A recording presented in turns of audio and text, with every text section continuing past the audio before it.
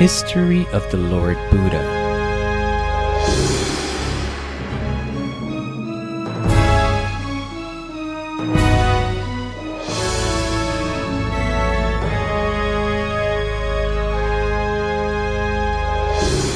Amidst the endless cycle of existence known as samsara, its beginning and end can no longer be discerned.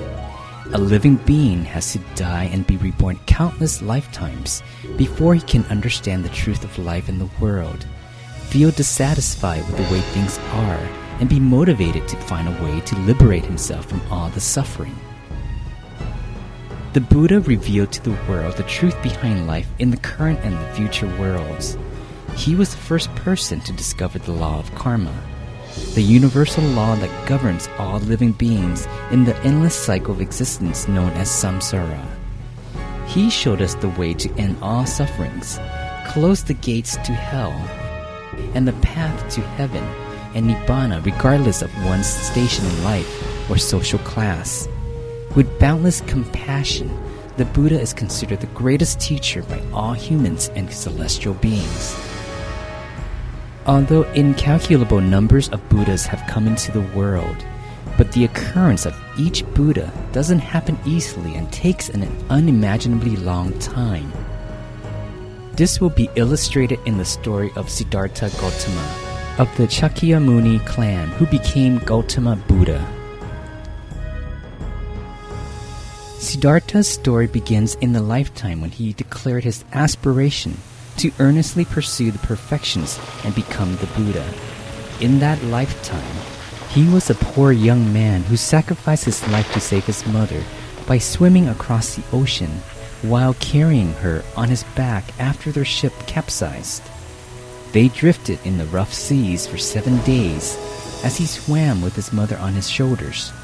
This tragic event forced him to contemplate about the suffering that all living beings must undergo and triggered a great desire to get out of this suffering. He then made an earnest resolution to be liberated from the cycle of existence. If I gain enlightenment, I would let others do so as well. If I could escape, I would let others do so as well. If I could cross over, I would let others do so as well. From that day forward, the Bodhisattva persevered in cultivating the 10 perfections, consisting of generosity, morality, renunciation, wisdom, endeavor, patience, truthfulness, resolution, loving-kindness, and equanimity. Starting from the primary level of perfections, donating his blood, flesh, and organ, and loved things and loved ones, he eventually elevated himself to the supreme perfections, sacrificing his own life. He continued to accumulate good deeds and cultivated his perfections for 20 incalculable eons and 100,000 world cycles. Before his final lifetime, in which he became the Buddha, he was a celestial king by the name of King Santucitta, who ruled Tucitta heaven. During that time, Devas from the 10,000 world system convened to discuss who would become the next enlightened Buddha. They all agreed that it should be King Santucitta and invited him to take birth as a human being. He accepted their request and entered the womb of Queen Mahamaya, the wife of King Suttodana, ruler of Kapilavastu. When Queen Mahamaya was 10 months pregnant, she made a trip back to her home in Devadaha city with the intention of giving birth in the land of her father, which was a tradition of that time. Along the way, she stopped at Lumpini Grove to take a needed rest underneath the beautiful blooming sala trees. As she reached for a branch of a sala tree, it bent itself down to meet her hand. While holding onto the branch for support, the queen gave birth to the great Bodhisattva. When the great Bodhisattva was delivered, his body was immaculate as there was no stain or dirt associated with birth. He also possessed the 32 marks of a great man due to the perfections he had cultivated. This was the final birth of the great man who will attain enlightenment and become the Buddha due to the perfected virtues that were accumulated to the fullest extent. He took 7 steps and proclaimed, I am the supreme being in the world. I am the most sublime. This is my final birth. There shall be no further rebirth for me.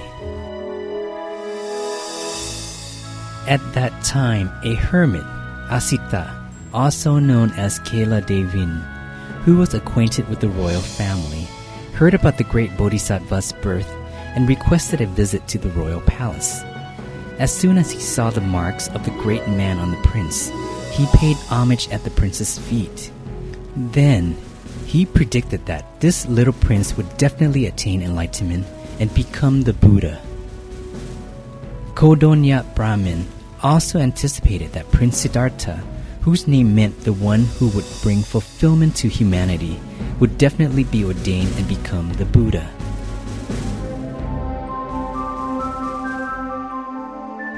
"7 days after giving birth, Queen Mahamaya passed away. So King Suddhodana placed Siddhartha under the care of Mahaprajapati, the prince's aunt. King Suddhodana was so determined to have his son become a supreme monarch and not an ascetic that he took every measure to prevent the prince from ever thinking of becoming an ascetic.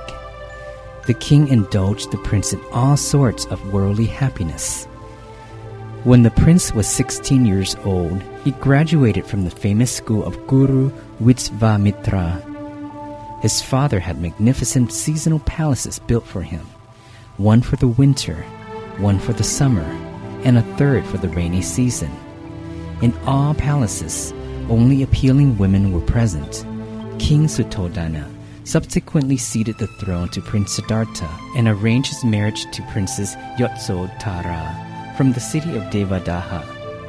Princess Yasodhara was exceptionally elegant and possessed all 5 attributes of feminine charm. They had up to 40,000 maid servants to pander to them. He was given a life of perfect luxury for 29 years and was provided infinite care to be spared from the sight of anything that might distress him or experience suffering that ordinary people encountered. His life was deliberately surrounded with sense pleasure because his father had no desire to see him take up the religious life. Then one day, he had a desire to travel outside the palace. Seizing that chance, celestial beings took the opportunity to show him the truth of the world and thus transformed themselves into the 4 great sights. What he encountered were an old man, a sick man, and a corpse. The sights saddened him due to the uncertainty of life, since nobody can go beyond aging, sickness, and death, including himself. But once he saw the 4th great sign, a serene ascetic, Siddhartha became delighted and longed to search for the way out of suffering. When he saw the 3 sights, he first felt melancholic because throughout his 29 years, he had never contemplated these matters. He realized the uncertainty of life and the fact that all beings, including him, wished to escape aging, sickness, and death. Later, when he saw the 4th sign, who was a calm and composed ascetic, he aspired to ordain and become one as well. One day, after he heard that his queen Yasodhara had just given birth to a little prince, the Buddha said, "A Rahu is born, a feather has arisen." On that very same evening, he woke up in the middle of the night and saw the ghastly sight of the ladies in waiting, looking like corpses in a cemetery as they lay sleeping, and a feeling of discontent arose in his heart. He decided to abandon his amassed wealth that reflected his fortune, status, and honor, the prestige that most people yearned for. He even forewent the great fortune that was promised to come to him in 7 days. He was willing to relinquish everything because he had a higher goal, to seek enlightenment and to find the way out of suffering from the endless cycle of rebirth. He sacrificed everything in order to enter the ascetic life, to search the truth, whose value was superior to the reign of a universal monarch. He recognized that although the status of a universal monarch may be superior, it still could not escape the suffering derived from aging, sickness, and death. Therefore, he went forth on his steed, Gantaka, along with his favorite page, Chana, to embark the life of an ascetic and to find the way out of suffering. After ordaining, the Bodhisattva studied diligently under the ashram of hermits Alara and Uttaka until he was able to attain the 8th attainment. Although his knowledge exceeded that of his teachers, he was still unable to find the way out of suffering. He then realized that this was not the correct way to escape the cycle of suffering. So he set off on his own to find the path out of suffering and proceeded to Uruvela, where the 5 ascetics waited upon him while he practiced extreme self-mortification. After 6 years of rigorous practice, he exceeded everyone, but still could not find the path to emancipation or enlightenment. Once he realized that self-mortification only led to suffering, and not the end to suffering, he ceased the practice completely and turned to meditation. On the 15th day of the 6th lunar month, the day Siddhartha attained enlightenment, Miss Suchada kindly offered him rice pudding. After finishing his meal, the Bodhisattva brought the golden platter to Naranjara river and made an earnest resolve. If I am able to attain enlightenment today, may this platter float upstream against the current. As it so happened, the platter floated upstream to the middle of the river, about 80 cubits, before sinking to the subterranean world of the Nagas. After that, he went to a Bodhi tree and received 8 bunches of dried grass from Sotiya and made a seat for himself at the base of the Bodhi tree. Suddenly his seat became a precious throne, 14 cubits in width, and he sat in the half-lotus position. He sat facing east and made a declaration. Even if my flesh and blood were to dry up, leaving only my skin and bones, I will not leave this seat until I attain enlightenment. While the great man was meditating, evil Mara tried to thwart his effort, contemplating, Siddhartha is about to set free from my control.